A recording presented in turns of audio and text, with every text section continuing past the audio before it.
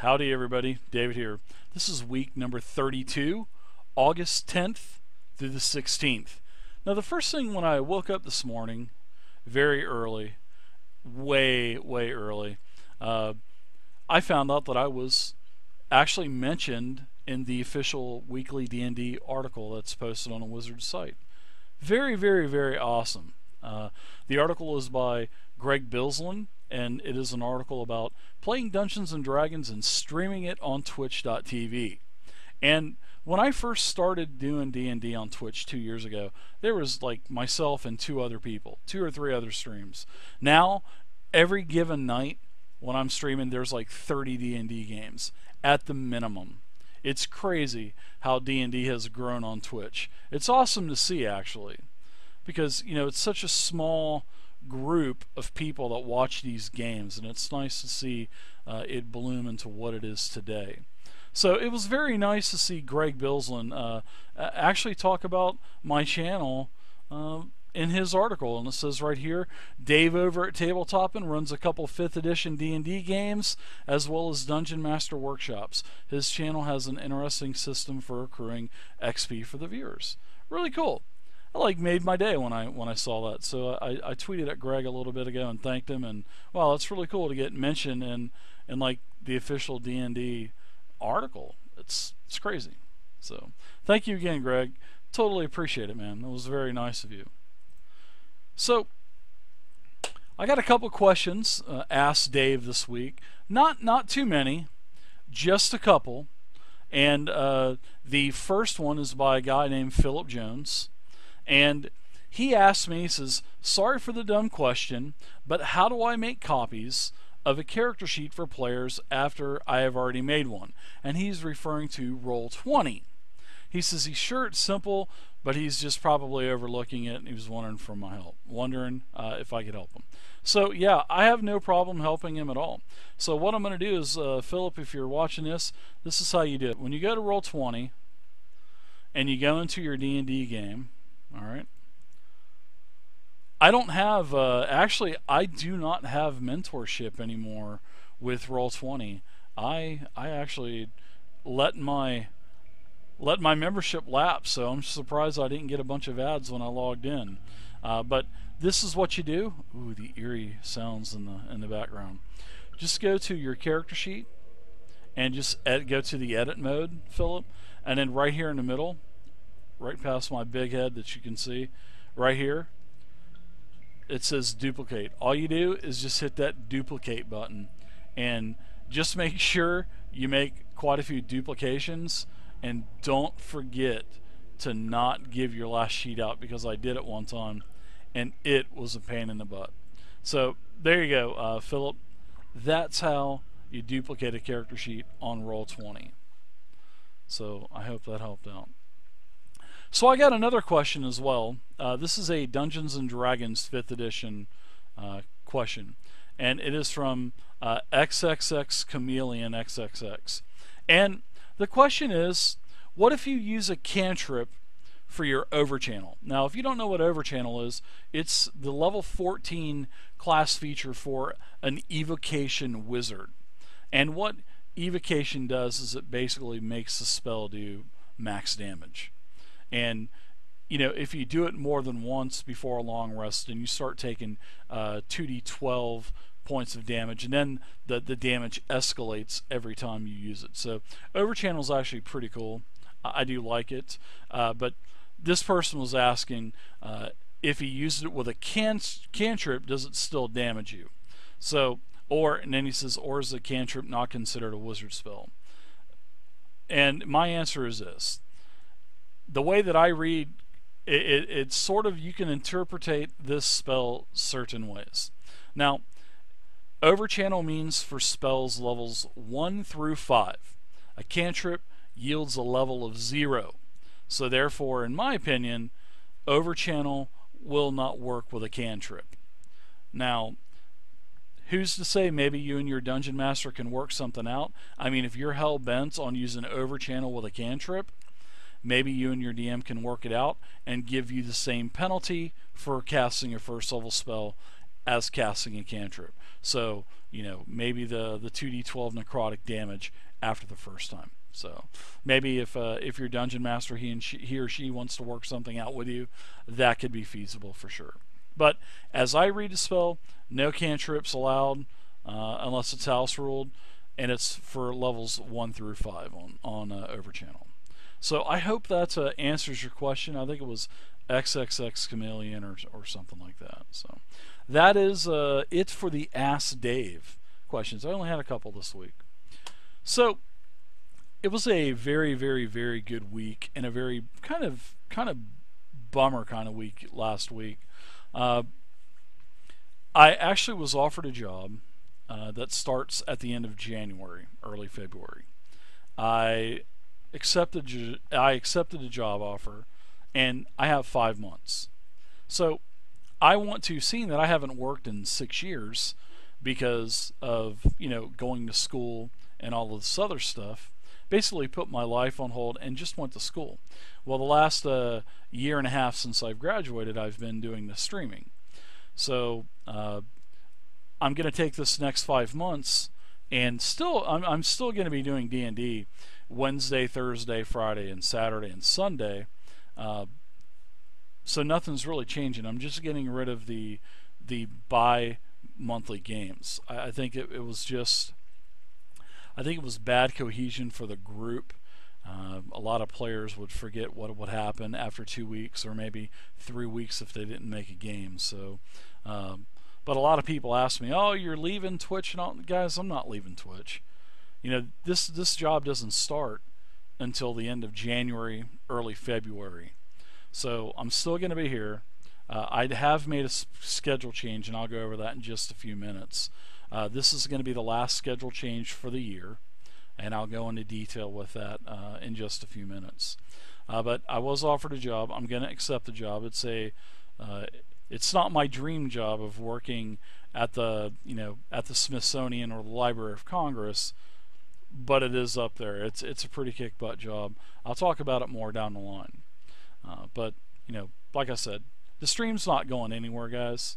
I'm still streaming the same. I'm just going to do less of the video game stuff and do more of the D&D stuff. I love doing video games, but it's just not what I really built the channel around. And but anyways, great new schedule coming up for you. Got 2 days left on T-shirts, guys. $22 for tabletopping T-shirts. You can get them. There's a link here on YouTube. There is a link on the website. There is a link on the Twitch channel. I've been tweeting it out. It's on Facebook. It's all over the place. So if you guys want a shirt, you got 2 days left. You can get them in like 7, 8 different sizes. If you need a size that's bigger than what they offer, I believe that you can contact the company through email and ask them directly, and I think they'll accommodate you. So there's 7 different colors. There's a pullover black hoodie, and it's a really nice tabletopping logo. It was designed by Misty about a year ago, and I've been sitting on it in my folder of tons of things that viewers have made for me. And I really like that logo, so I'm using it. Thank you to Zovia to making it a digital image. I appreciate it. And 2 days left, guys. $22 for a t-shirt. All right.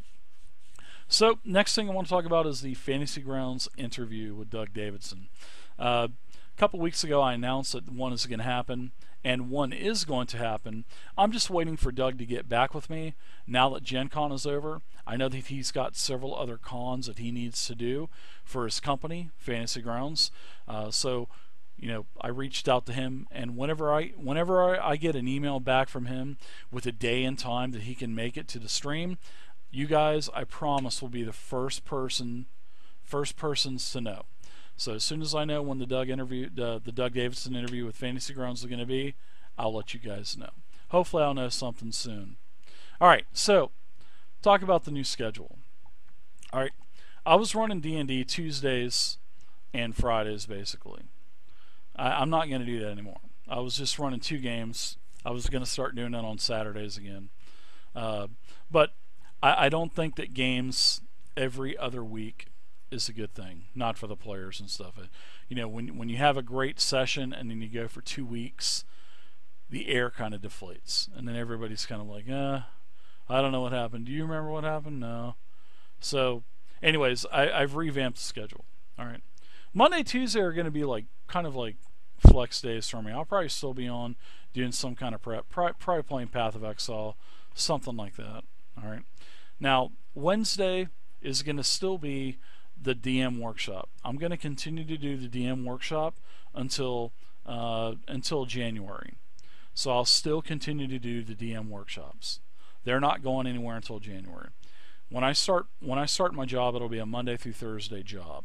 So I'll either get off at either 4 p.m. or 6 p.m.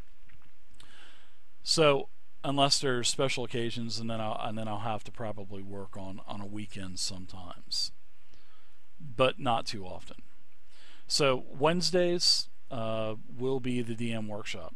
Now Thursday is going to be a new campaign that's going to be starting up.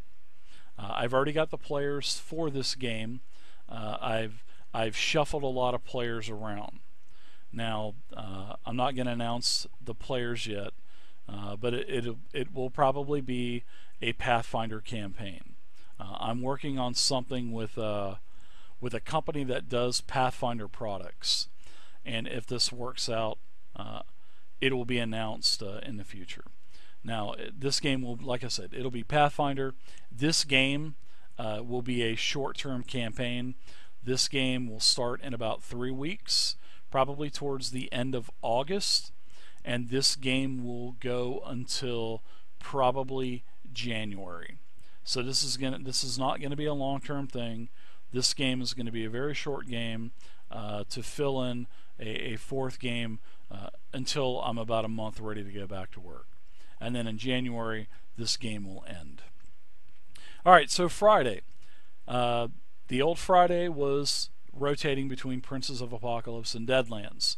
Well, the Deadlands we wrapped it up last Friday. So from here on out, every Friday at 8 p.m. will be the Princes of Apocalypse D&D 5e game.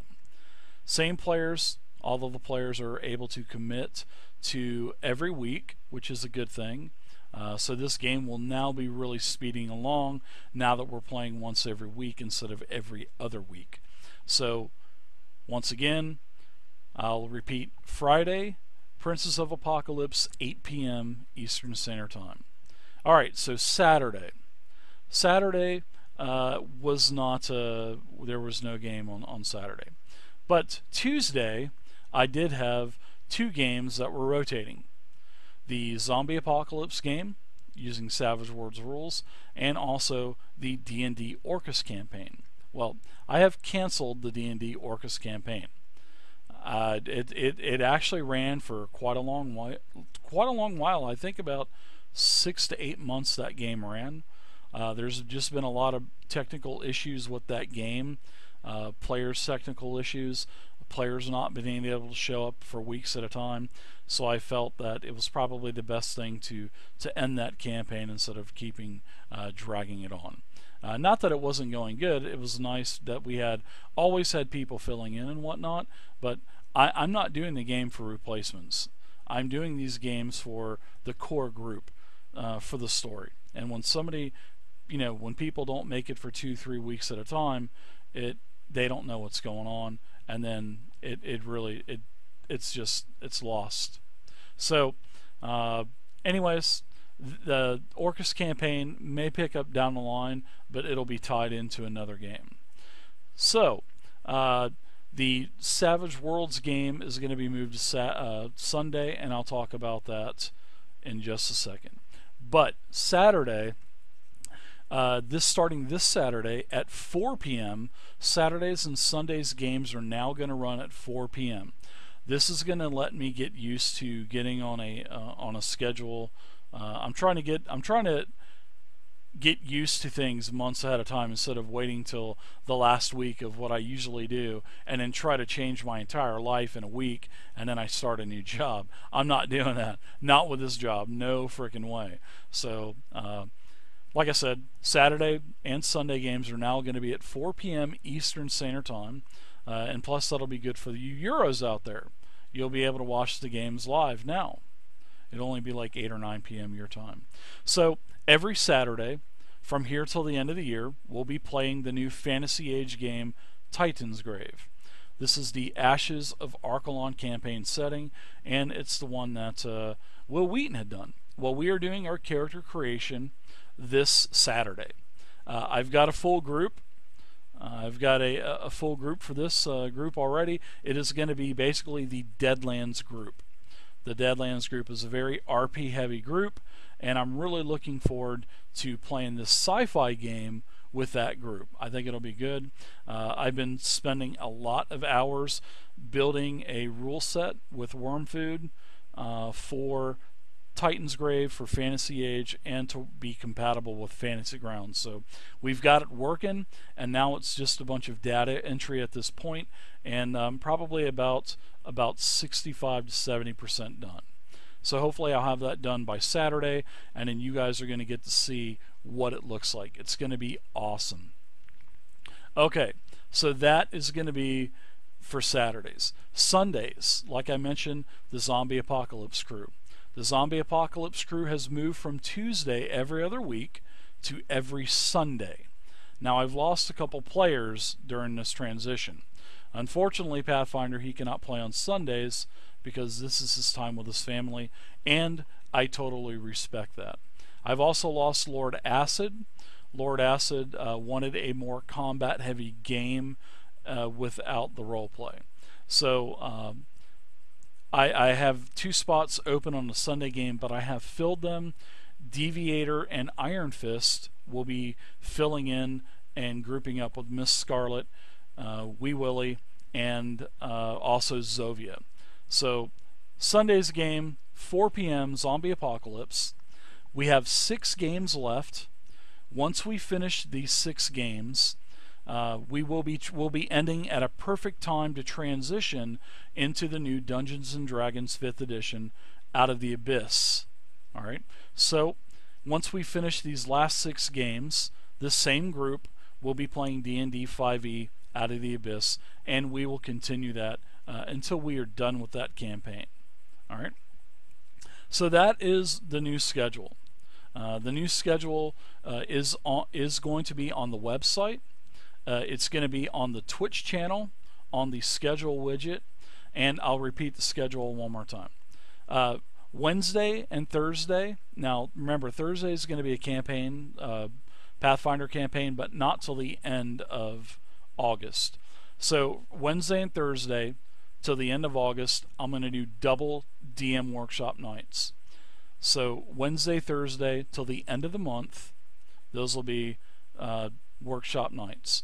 Now, the new schedule for Friday, then after that, Thursday will be a Pathfinder campaign, 8 p.m. Eastern Standard Time. I've already got players that I have 2 other games from the Orcus game and from the Hellfrost / 4th edition game that I'm trying to get back into this game.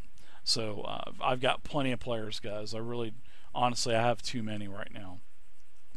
Remember, Saturday, that's Wednesday, Thursday, DM workshops, and then Thursday, at the end of the month, the new Pathfinder campaign is going to start.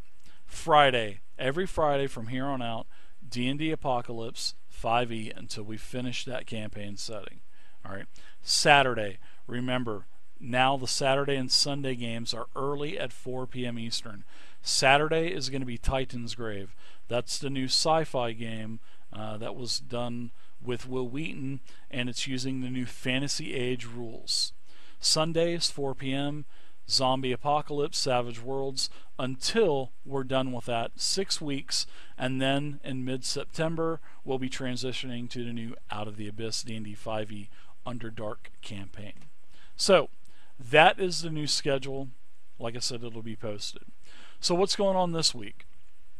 All right, last thing that I'll talk about. Wow, look at that beard. That thing is a monstrosity. Look at that.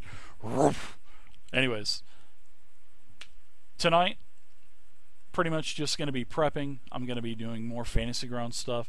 Tomorrow is one of the DM workshops. Thursday is also a DM workshop. I've got a lot of stuff going on. I just got my last parsec. This is a new Savage Worlds campaign setting from Savage Worlds: The Last Parsec. I'll be doing a review on this whole Kickstarter project. I'll be doing that on Wednesday or Thursday. Also, on Wednesday or Thursday, I'll be doing a review on the sci-fi core book for Savage Worlds.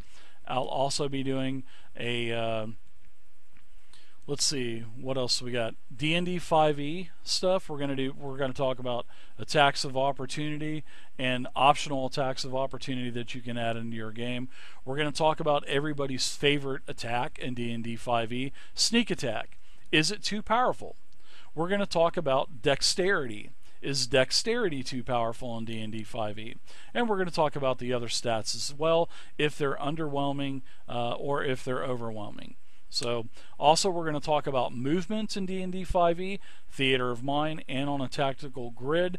We're going to talk about bonus actions, and we're going to talk about Savage Worlds powers. So there's a lot of stuff going on. And if I also have time, I'm going to create a couple characters for Fantasy Age and show you guys what the new Fantasy Age setting is all about. Fantasy Age is basically Dragon Age.